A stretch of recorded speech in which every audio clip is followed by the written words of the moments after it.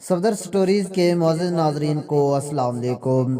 اندرا گاندھی اصل نام اندارا پردھن درشن نہرو تھا۔ بھارتی سیاستدان پنڈت جواہر لال نہرو کی بیٹی تھیں۔ الہ آباد میں پیدا ہوئیں۔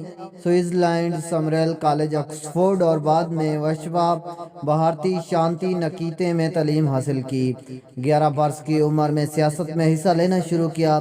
انگلستان میں قیام کے دوران اور بعد ازاں ہندوستان واپس آ کر بھی طلباء کی تحریکوں میں سرگرم حصہ لیتی رہیں۔ تحریک آزادی میں حصہ لینے کی پاداش میں 13 ماہ کے لیے جیل بھیج دی گئیں۔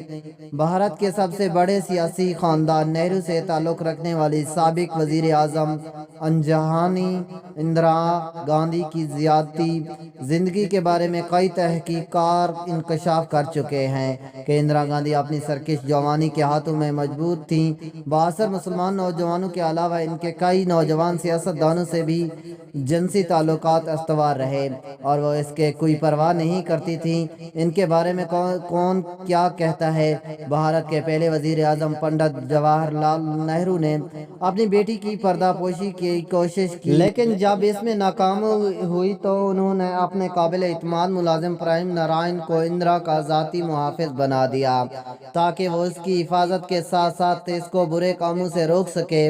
پرائم نرائن 10 سال سے نہرو خاندان کا نمک خور تھا اور اس نے گریجویشن کر رکھی تھی۔ پرائم نرائن اندرا گاندھی کے مردوں سے تعلقات کی ساری سرگرمیوں سے آگاہ رہتا تھا اور اپنے کیمرے سے اس کی خفیہ تصاویر بھی بناتا رہتا تھا۔ نہرو خاندان سے تعلق بگڑنے کے بعد پرائم نرائن نے اندرا گاندھی کی خفیہ جنسی زندگی پر جب اندرا جوان تھی کے نام سے ایک تحقیق لگا کر کتاب لکھ ڈالی، جس کی پاداش میں اس کو جیل میں ڈال دیا گیا جہاں وہ گمنامی کی موت مر گیا۔ پنڈت نہرو نے اس کتاب کی کاپیاں جلا دیں، لیکن اس میں پھر بھی چند کاپیاں بچ گئی تھیں۔ 31 اکتوبر 1984 میں صبح 9 بجے کا وقت تھا۔ انڈین وزیر اعظم اندرا گاندھی ون صفدر یارگنگ روڈ پر واقع اپنی رہائش گاہ کے گیٹ سے باہر نکلتی ہیں۔ ان کا رخ اپنے سرکاری دفتر کی جانب تھا۔ اپنے سیکرٹری آر کے دھاون سے باتیں کرتے ان کی نظر چائے کی پیالی اٹھائے ایک ملازم پر پڑتی ہے جو مہمان کے لیے چائے لے جا رہا تھا۔